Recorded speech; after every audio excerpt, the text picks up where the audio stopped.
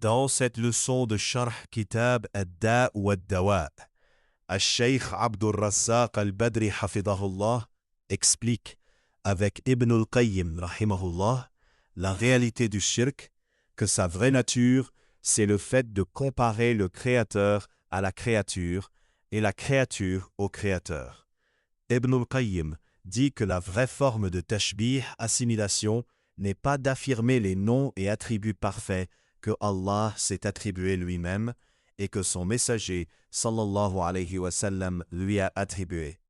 Au contraire, la véritable assimilation consiste à rabaisser Allah au rang des créatures ou à élever les créatures au rang de Allah. Pourtant, beaucoup de gens ont inversé les réalités. Ils appellent tawhid le fait de nier les attributs d'Allah et appellent respect et obéissance ce qui est en réalité du shirk. Le cheikh explique qu'il y a deux grands types de fausses assimilations.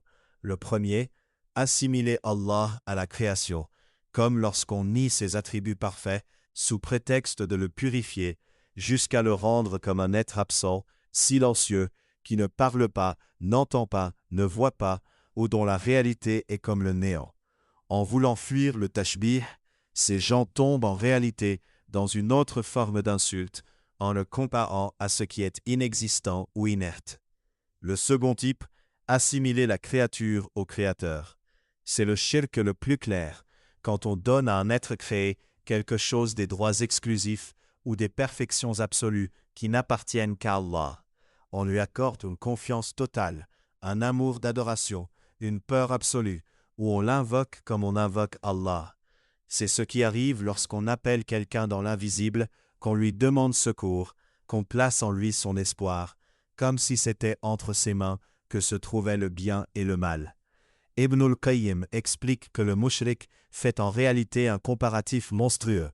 Il met sur le même plan un être créé qui ne possède pour lui-même ni bénéfice ni mal, ni vie ni mort ni résurrection, et le Seigneur entre les mains de qui se trouve tout l'ordre, qui possède la création, le commandement, et dont la perfection est absolue. C'est ce qu'il appelle la forme la plus laide de tashbih. Le cheikh rappelle que l'être humain est, par nature, pauvre et dépendant de son Seigneur à chaque instant. Il cite le sens du hadith Qudsi. « Ô mes serviteurs, vous ne pourrez jamais me nuire ni jamais m'être utile. Allah est riche, parfait en lui-même, et aucun acte ne lui ajoute ni ne lui enlève quoi que ce soit. Mettre une créature fragile et limitée au niveau d'un Seigneur parfait et autosuffisant est le sommet de l'injustice. » Ibn al-Qayyim mentionne ensuite que parmi les caractéristiques exclusives de la divinité se trouve le kamal mutlaq, la perfection absolue et le droit d'être adoré seul. Cela implique que les plus hauts degrés d'amour, de soumission, de vénération, de crainte, d'espoir, d'invocation, de tawakkul et de retour inaba doivent être réservés uniquement à Allah. Accorder ce niveau de servitude à une créature revient à la mettre au même rang que le Créateur, dans ce qui est son droit le plus spécifique.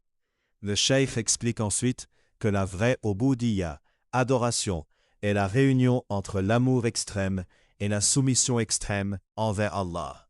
Si l'on sépare ces deux aspects, l'adoration n'est plus complète. Quand quelqu'un offre ce type d'amour et de soumission à un autre qu'Allah, il fait de cet autre un rival pour Allah dans son cœur. Ibn al-Qayyim signale aussi que les démons ont réussi à troubler la nature saine, fitra, de beaucoup de gens. Certains finissent par considérer que nier les attributs d'Allah est la vraie glorification et que s'humilier devant les créatures, leur donner des droits d'adoration, est un signe de piété et d'amour. Les messagers et les livres sont venus pour corriger ces inversions, ramener les cœurs vers la lumière du tawhid et montrer que la vraie grandeur est de reconnaître Allah tel qu'il s'est décrit lui-même. Enfin, le cheikh conclut avec Ibn al-Qayyim que la forme la plus dangereuse de shirk réside dans la sphère de l'amour et de l'humiliation. Quand une personne donne à un autre qu'Allah une obéissance absolue, une soumission sans limite ou un amour au niveau de l'amour d'Allah, elle lui a donné une part du droit exclusif du Seigneur.